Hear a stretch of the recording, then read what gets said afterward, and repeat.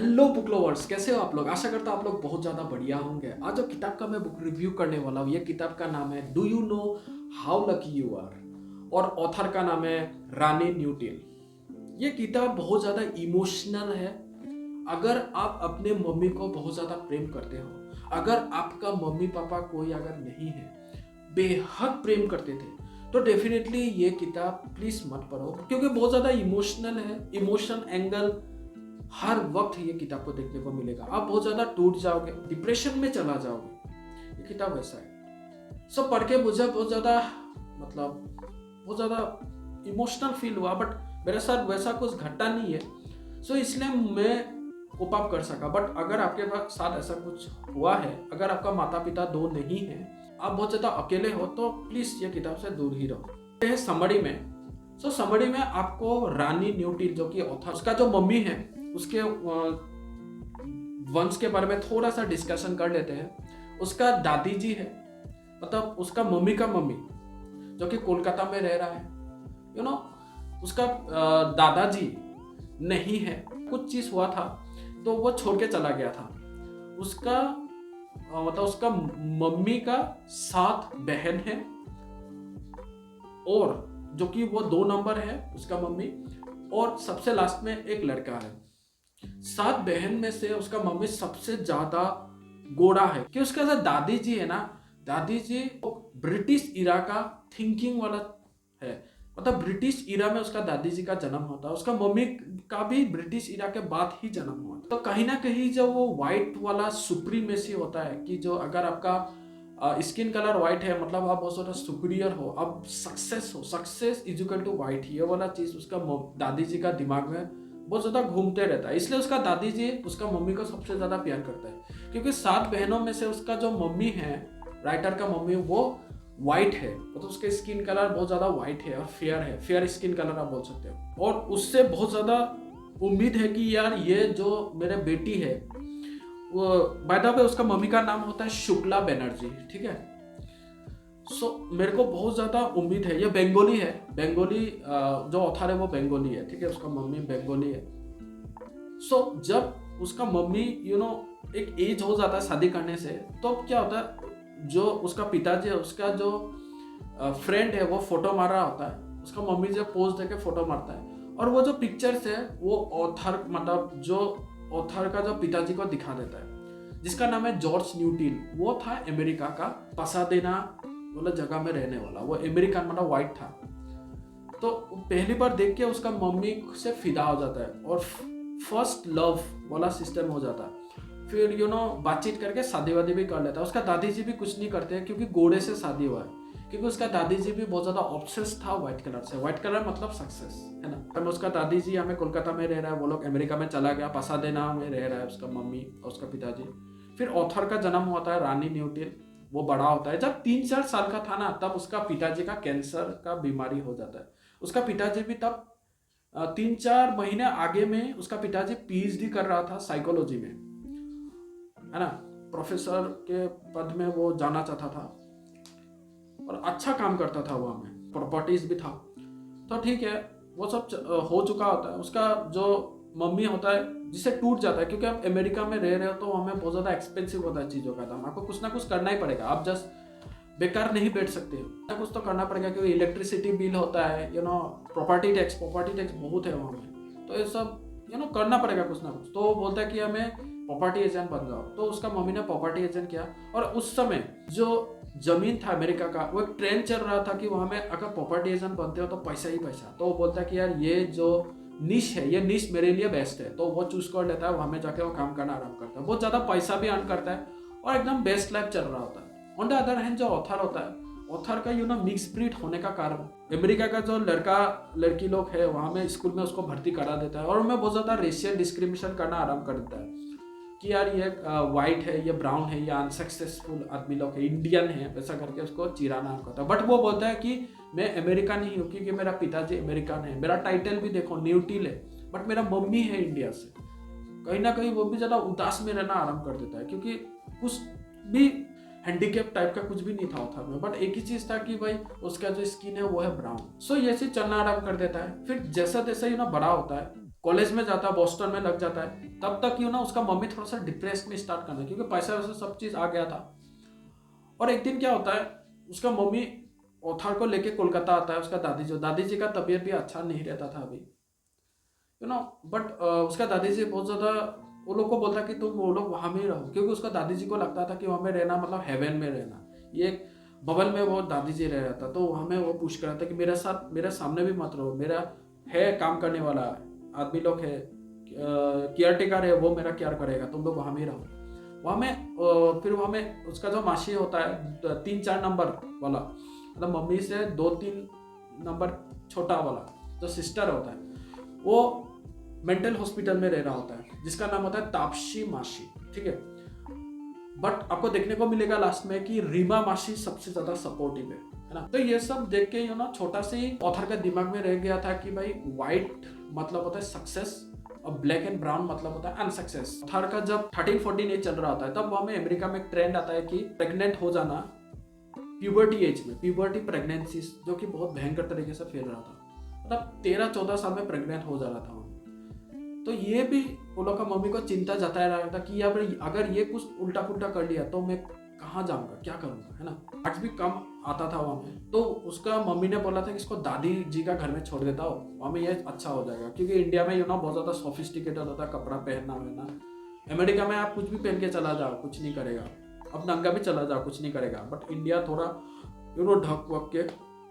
तो उसका मम्मी ने बोला कि इसको दादी जी के छोड़ देता हूँ। बट उस मतलब जो ऑथर होता है वो उसने बहुत ज़्यादा बोला, 13-14 साल का लड़की है ना, कि मैं कुछ नहीं करूंगा, मैं आपका सब बात सुनूंगा, प्लीज मुझे यहाँ से लेके जाओ, मेरे को नहीं रहना है। बट वहाँ में उसको रह रहा है, 1 साल वहाँ में रहना पड़ा है। CIS में उसका भर्ती कर दिया, CIS मतलब कलकत्ता इंटरनेशनल स्कूल में। बट वहाँ में भी मिस्टर डट्टा करके कैरेक्टर से मुलाकात होता है, जो कि उसका बहुत ज़्यादा डिस्क्रिमिनेट करता है, क्योंकि इंटरव्यू में मम्मी ने बोलता है कि ये बहुत ज़्यादा उस तरफ जा रहा होता है ना, और प्लस इसका मार्क्स भी अच्छा नहीं होता है। तो इंडिया में एक मेंटेलिटी है कि यार ये गधा है, ये शार्प है, शार्प स्टूडेंट को वो शार्प ही रहेगा, जो गधा है इसको संभालो। इक्वलिटी नहीं है इंडिया में, तो वो चीज़ ही झलकता है। उसको हरदम कुछ ना कुछ टॉन्ट मारते रहता है। वो लिटरेचर पढ़ाता था बाय द वे, पर ऑथर को सब लिटरेचर से कोई मतलब नहीं था। वो सेक्स के बारे में हरदम सोचते रहता था, सेक्सुअलिटी क्या होता है उसके बारे में सोच रहा था, एक्सपेरिमेंटेशन वो लोग चीज़ें। हमें उसका बहुत सारा फ्रेंड से मुलाकात भी होता है, ऋत्विक करके, है ना, एक बंदे से, जो कि उसका मम्मी होता है राधिका। वो बहुत ज़्यादा मतलब आर्टिस्टिक होता है, आर्ट शार्ट करता है, और वो मतलब उसका बचपन का फर्स्ट लव बोल सकते हो, जो जिससे वो पहली बार मतलब लव करता है। बट उसके साथ इतना आगे नहीं बढ़ता है। फिर मम्मी भी वहाँ में अकेला रह रहा था। उसके बाद उसका दादी जी बोलता है कि इसको मेरे को नहीं संभालना है, क्योंकि ये देरी से आता है, जहाँ मन जाए में चला जाता है, इंडिया में ऐसा नहीं होता है, प्लीज़ इसको लेके जाओ, मैं और नहीं संभाल सकते। तो उसको वहाँ से लेके आ जाता है। फिर से डिप्रेशन स्टेट में चला जाता हुआ था कि यार वहाँ से क्यों लेके आया था, क्योंकि हमें बहुत ज़्यादा फ्रेंड बना, ऋत्विक से फ्रेंड बना के ना, वहाँ में कुछ चल रहा था उसके बीच में। वो जब आप किताब पढ़ोगे तब आपको पता चलेगा। फिर वहाँ से लेके जाता है वहाँ में, फिर से अमेरिका में फिर एक स्कूल में लगा देता है, फिर स्कूल में पढ़ता है। फिर वहाँ में एक एशियन स्कूल में लगाता है, जहाँ में सब मिक्स ब्रीड बच्चे लोग पढ़ते हैं, मतलब Asian and American mix breed, वैसा एक स्कूल था। वहाँ में लिटरेचर में एक बंदे से मतलब उसका टीचर होता है, जो कि लेस्बियन टाइप का होता है। तो बट वो बहुत ज़बरदस्त तरीके से पढ़ाता है और बहुत सपोर्ट भी करता है, जिससे कहीं ना कहीं ऑथर का लिटरेचर सेक्शन में इंटरेस्ट बढ़ना आरंभ कर देता है। वो लिटरेचर पढ़ता है, बहुत भयंकर तरीके से किताबें पढ़ते रहता है। चार्ल्स डिकिंस हो गया, जेन ऑस्टिन, बड़ा जितना भी नॉवेल्स है, क्लासिक नॉवेल्स है, वो सब पढ़ना स्टार्ट कर देता है ना। तो चल रहा होता है। फिर वो 12 में जब आता है कॉलेज में, तो वो बोस्टन कॉलेज में उसको सीट मिल जाता है। बट जो उसका मम्मी बहुत उदास रहना स्टार्ट कर देता है, क्योंकि अभी उसका लड़की बोस्टन में चला जाएगा, वो अकेला हो जाएगा, कि उसका पिताजी भी नहीं है। पढ़ने का अगर उसको मन है तो चलो, तो उसको भेज देता है, बोस्टन में पढ़ता है। वो बोस्टन में पढ़ने से क्या होता है, उसका पैसा बहुत ज़्यादा है, मतलब समझ रहे, फीस देना पड़ता है। तो वो कहीं ना कहीं पार्ट टाइम वो जॉब भी करता है। तो वहाँ में ना मिस्टर रियाज करके एक बंदे से मुलाकात होता है, जो कि उसका मम्मी का फ्रेंड बोल सकते हैं। वहाँ में मिस्टर रियाज ऑथर को अपने बेटी समान मानता था, उसे बहुत ज़्यादा हेल्प करता था, और उससे मतलब पॉजिटिव ज्ञान देते रहता था, जिससे जो ऑथर होता है वो बोलता है कि यार ये तो मेरा पिताजी, ऐसा मम्मी को बताता है कि मेरा डैड है ये। मम्मी भी एक दिन को चावटा मार देता है कि तेरा पिताजी तो मर चुका है, इसको क्यों पिताजी बोल रहा है। वो बोलता है नहीं यही मेरा पिताजी। क्योंकि ऑथर को भी लगता था अगर मैं ऐसा कर देता हूँ तो शादी करने से लोनलीनेस खत्म हो जाएगा, मतलब सॉल्यूशन मिल जाएगा। तो ऐसा करके 6-7 महीना के बाद उसका मम्मी और मिस्टर यस किसी के भी शादी भी हो जाता है। क्योंकि अभी जो होता है ना, वो उसका मम्मी में बोला ही था, पहले प्रॉपर्टी एजेंट में काम कर रहा था। अभी प्रॉपर्टी एजेंट ना धीरे धीरे ना गिरने लगता है, 2005, 6, 7 का बात बोल रहा हूँ। तो जब वो गिरने रहता है प्रॉपर्टी रेट, तब उसका मम्मी बोलता है कि यार मिस्टर यस से शादी कर ले, क्योंकि मिस्टर यस का अच्छा खासा प्रॉपर्टी का बिजनेस था और प्रॉपर्टीज भी था बहुत सारा, तो उससे शादी कर ले। था वो पढ़ाई शढ़ाई करके खत्म हो गया, एथनिक स्टडी कर में वो जो टॉपिक है उसमें वो अपना ग्रेजुएशन कंप्लीट करता है, फिर मास्टर्स करता है, मास्टर्स अलग कॉलेज में जाके करता है। फिर मास्टर्स जब कर रहा होता है तब मम्मी है और उसका जो पिताजी को एक बीमार हो जाता है, अल्जाइमर करके एक बीमारी है, वो हो जाता है। उसका मम्मी का भी दिमाग ठीक नहीं रहता है ना, उसने कुछ सोच रहता है, क्योंकि उसका मम्मी ना छोटा से ना बहुत ज्यादा रिलीजियस था, साईं बाबा को बहुत ज्यादा मानता था। तो धीरे धीरे उसका मम्मी का, क्योंकि उसका जो जनरेशन में एक बीमारी था, वो है पागलपन, पागल हो जाना, डिप्रेशन, मेंटल इलनेस का एक बीमारी था। तो उसका मम्मी को भी हो गया था कि भाई ब्रेन एल्जाइमर करके एक बीमारी है, वो हो गया था उसका मम्मी को, जिससे उसका मम्मी धीरे धीरे ना भूलना आरम्भ कर दिया, मतलब वो भूल जाता था कौन क्या है, किसको क्या है, कैसे बोलना है। तो इससे ऑथर बहुत ज़्यादा टूट गया, अभी एक फिर से क्या आ गया। बट वो दोनों को भी संभाल रहा था, पढ़ाई भी कर रहा था, और वो कोर्ट को बोल दिया था कि मतलब जाके कि कॉन्जर्वेटरशिप लेना है ना। कॉन्जर्वेटरशिप मतलब अगर मम्मी का मतलब पेरेंट्स का कुछ हो जाए अमेरिका में तो कॉन्जर्वेटरशिप लेना पड़ता है, जिससे प्रॉपर्टी सब मिल जाता है, मतलब केयर टेकर आप बोल सकते हो। क्योंकि अमेरिका में क्या होता है, 13 से 14 साल के बाद जो पेरेंट्स होता है अपने बच्चे को ना भगा देता है घर से कि कुछ ना कुछ कर ले वो लोग, मतलब कुछ रहता नहीं उसमें, सब अलग अलग हो जाते हैं। तो कॉन्जर्वेटरशिप से फिर से वो मिल जाएंगे, मतलब केयर टेकर के रूप में रहेंगे। तो वो सब कोर्ट में जाके बोलता है, फिर बाद में जाके वो कॉन्जर्वेटरशिप, परमानेंट कॉन्जर्वेटरशिप ले भी जाता है। पहले टेम्पोररी मिलता है, उसके बाद परमानेंट मिलता है। जब वो ले रहा होता है, एक दिन क्या होता है, ऑथर का मम्मी, इसका अभी अमेरिका में नाम है सुई न्यूटिल, है ना, शुक्ला भट्टाचार्य से सुई न्यूटिल हो गया। तो जब पढ़ रहा होता है तो उसे पता चलता है कोर्ट ऐसा करके केयर टेकर, तो बहुत भड़क जाता है कि मैं पागल नहीं हूँ, तू मेरा केयर टेकर नहीं है, तू मेरा पैसा भी नहीं ले सकता है, ऐसा हो जाता है, मतलब क्योंकि बीमारी के कारण ऐसा हो गया। और उसका मम्मी को पहले से ही उसका चीजें अगर कोई ले लेता था, कुछ भी चीज हो तो वो चिढ़ जाता था, तो इससे थोड़ा अनबन हो जाता है। बट उसका पिताजी बोलता है मत लड़ो ऐसा ऐसा करके, क्योंकि अभी इतना वर्स कंडीशन नहीं हुआ था अल्जाइमर का। फिर बाद में जब बीतता है कॉलेज जब कंप्लीट करता है, अभी वो बोलता है कि यार मैं पीएचडी कंप्लीट करूंगा, तो वो पीएचडी कंप्लीट करता है बल्टीमोर सिटी में जाके, बल्टीमोर, ठीक है। वहाँ में विल करके एक बंदे से मुलाकात होता है, बहुत ज़्यादा सपोर्टिव होता है और वो डॉग लवर होता है, जिससे क्या होता है, जो ऑथर होता है वो डॉग लवर हो जाता है। वो 2 कुत्ता पालना स्टार्ट कर देता है, एक का नाम होता है पाब्लो और एक का नाम होता है देवी, ठीक है। और उसका मम्मी का जो कंडीशन होता है वर्स से वर्स होना स्टार्ट कर देता है। उसका पिताजी को तो पता ही नहीं है कौन सा दुनिया में रहा, तो वो बोलता है, डिसीजन लेता है कि मैं तो अभी संभाल नहीं सकूँ, क्योंकि मैं पीएचडी भी कर रहा हूँ, और वो अभी पीएचडी करने का आगे वो प्रोफेसर का भी नौकरी कर रहा था, असिस्टेंट प्रोफेसर कॉलेज में। तो इतना सारा चीज़ कैसा मैं हैंडल करूँगा, क्योंकि वैसा पेशेंट्स को स्पेशल केयर लेना का जरूरत पड़ता है। बट वो दोनों अलग अलग जगह में रह रहा है ना। बल्टीमोर अलग जगह है, उसका मम्मी जो है अमेरिका का पसादेना वाला जगह है, वहाँ में अलग जगह में वो रह रहा है, दोनों अलग अलग चीज़ें।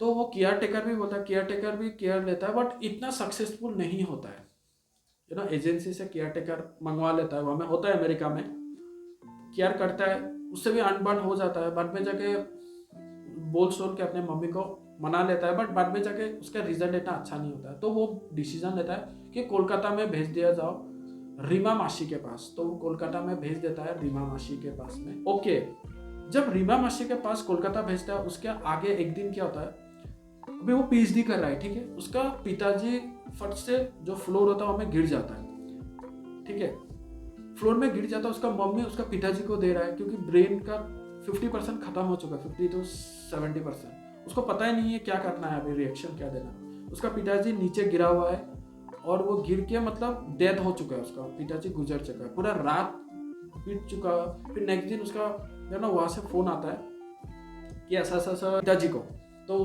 वो जाता है, फिर वो देखता है, उसका पिताजी को पूछता है ऐसा ऐसा करके, उसका पिताजी मतलब सेंस में नहीं है, मतलब डेथ हो चुका है। ठीक, ये सब से वो बहुत ज़्यादा टूट जाता है। फिर वो विल, मैं बोल रहा हूँ ना, विल उसे बहुत ज़्यादा संभालता है एंड उसे सांत्वना देता है, उसे हिम्मत देता है। केयरटेकर वो हमें बोल दिया उसका मम्मी कि 9 to 5 ही रहेगा, उसके बाद नहीं रहेगा, मतलब रात में नहीं रहता है, रात में उसका मम्मी पिताजी रहता है, इसलिए ऐसा कंडीशन हो गया है। तो वो बोलता है नहीं नहीं, अभी तो मैं रिस्क नहीं ले सकता। वो कोलकाता में भेज देता है उसका मम्मी को रीमा मासी के पास। रीमा मासी उसे टेक केयर करता है। जब वो PhD कंप्लीट कर चुका होता है अभी, और कंप्लीट करके प्रोफेसर तो वो काम कर रहा है, उसका प्रमोशन भी मिल चुका होता है, और उसका जो पति है उसे शादी कर लेता है 6 महीना के बाद वो विल से। और वो पाउलो देवी जो 2 कुत्ता था, वो कुत्ता का डेथ हो चुका था जब वो PhD कर रहा था तब। अभी वो 2 कुत्ता वो ले लेता है नया करके, है ना। ब्रूनोस करके एक कुत्ता का नाम होता है ब्रूनोस, और एक कुत्ता का नाम अब जब नोबेल पढ़ेगा तब पता चलेगा, ठीक है। एक दिन उसे फोन आता है, राधिका से फोन करता है उसे कि तुम्हारा मम्मी रहा नहीं है। तो ये सुन के वो तो शॉकिंग स्टेट में चला जाएगा, यार मेरा पिताजी मतलब सब छोड़ के चला जा रहा है ना। उसका पहला पिताजी छोड़ के चला गया, दूसरा पिताजी चला गया, उसका मम्मी भी चला गया, वो बहुत ज़्यादा टूट जाता है। बट विल उसे संभालता है फिर से, और वो इंडिया में फिर से आता है पासपोर्ट करा के, क्योंकि अभी वो अगेन बल्टीमोर सिटी में प्रोफेसरशिप कर रहा था। फिर हमें इंडिया में आता है, इंडिया में आके कार्यक्रम करता है ना। कार्यक्रम करके फिर उसको पता चलता है कि वो हिंदू रिचुअल से कार्यक्रम करना है। उसका जो राधिका आंटी बोलता है, उसका मासी भी बोलता है कि इसको हिंदू नियम से अग्नि देना है।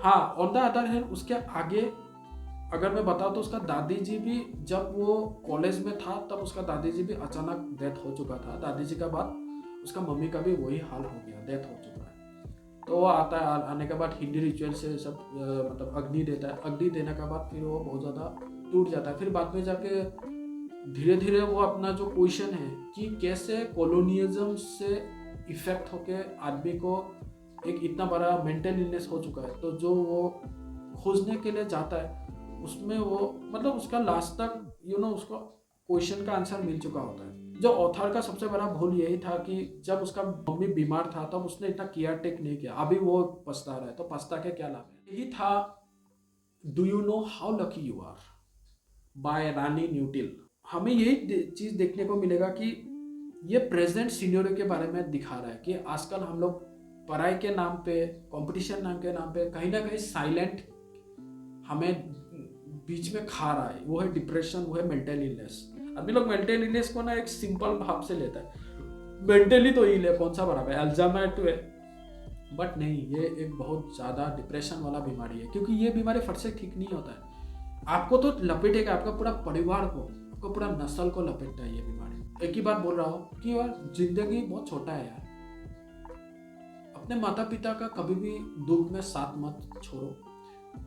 अपना माता या पिता आपसे जितना भी रूठ के बार रूडली बिहेव करे, आप कभी भी वो लोग से रूडली बिहेव मत करो, क्योंकि वो लोग को पता ही नहीं है क्या करना है क्या नहीं करना है ना। सो यस, माता पिता का रेस्पेक्ट करो, स्ट्रेस कम लो। कुछ भी कर रहे हो, अगर उसका परिणाम नहीं निकल रहा है तो ठीक है, चिल करते रहो, एक ना एक दिन तो निकलेगा ही। और हंसी खुशी में रहो। अपने आसपास जितना भी बंदे बंदी लोग हैं, आपका जितना भी परिवार लोग है, परिवार से बहुत ज़्यादा कनेक्ट रहो, बातचीत करते रहो, क्योंकि वैसे ही आप डिप्रेशन से बाहर निकल सकते हो। डिप्रेशन बहुत बड़ा एक बीमारी है, ये आपको पता नहीं है ना। सो या अगर वोकेबुलरी सेक्शन में अगर जाया जाए ये किताब का, तो 273 पेजेस का ये किताब है पूरा। कैप में अगर जाया जाए तो बहुत मीडियम बोल सकते हो आप, इतना भी हार्ड नहीं, इतना भी ईजी नहीं।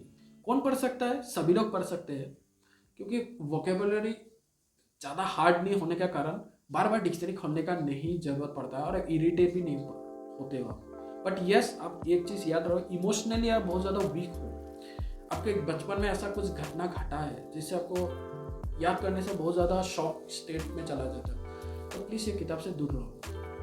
मैं बार बार बोल रहा हूँ, अदरवाइज आप पढ़ सकते हो, कोई बात। सो अगर अब तक कोई मेरा वीडियो देख रहा है तो प्लीज़ इस चैनल को लाइक, कमेंट और सब्सक्राइब करना ना भूलिएगा। प्लीज़ वो लाल बटन को दबा के ग्रीन कर दीजिए।